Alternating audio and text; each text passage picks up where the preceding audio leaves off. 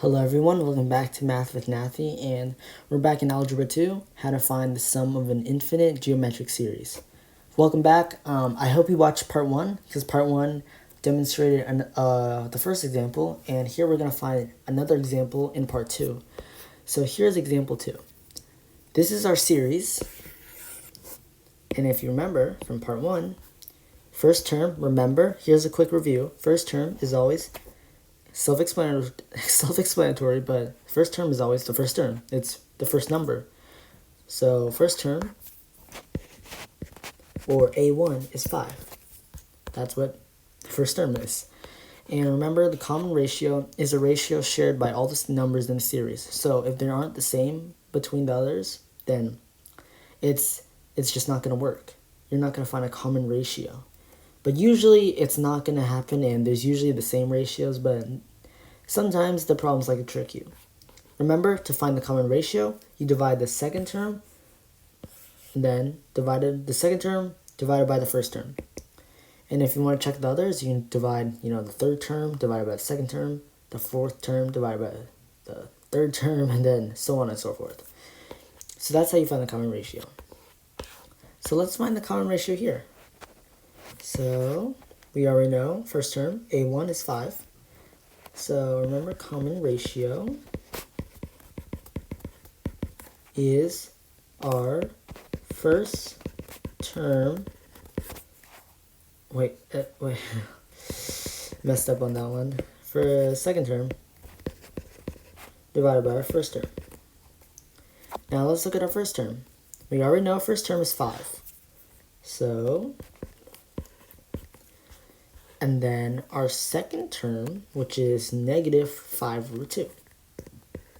So we got negative 5 over 2 divided by 5. Now, what do we get?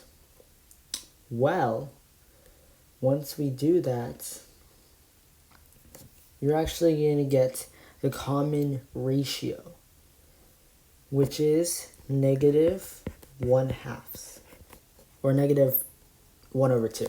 That's what you get.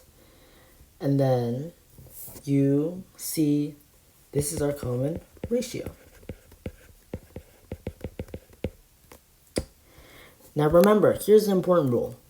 The common ratio has to be between negative 1 and 1 for the series to have a sum. If it doesn't, remember, if the common ratio does not have if the common ratio is not between negative 1 and 1, like for example, the ratio is 5, then we know it's not going to have a sum, because is 5 between negative 1 and 1? No. 5 is over 1, so it's not going to work. So now let's look at our common ratio in example 2. Is this common ratio between negative 1 and 1? Is negative 1 over 2 between negative 1 and 1? Is it? Let's think about that. If you said, yeah, then you're right. So we know it is going to have a sum. So let's use our formula over here. Remember, our formula is, or our important formula, I shouldn't have said equation, formula. Our important formula is S equals A1, which is our first term, over 1 minus R. Remember, R is our ratio, A1 is our first term. So let's do it. Let's do that. So our sum equals, what is A1? Remember, A1 is 5, our first term. Then over 1 minus, what is our common ratio? Negative 1 over 2. Now remember, double negatives equals positive. So this is going to be 5 over 1 over 2. 5 divided by 1.5. And then we can simplify this into an improper fraction. And then you get 5 divided by 3 over 2.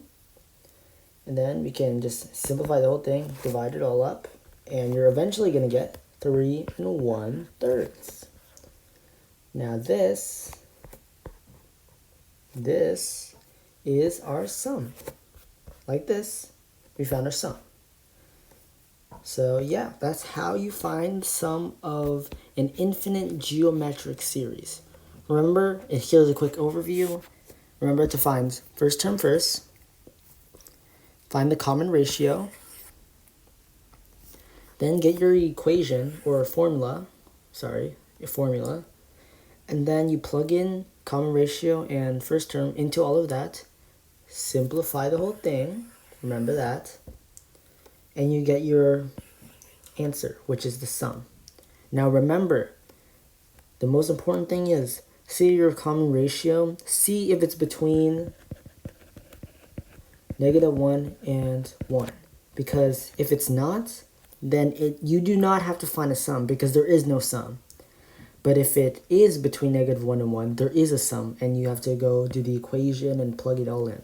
So yeah, hope you guys enjoyed this video, and that's how you find the, stuff. Thanks for watching.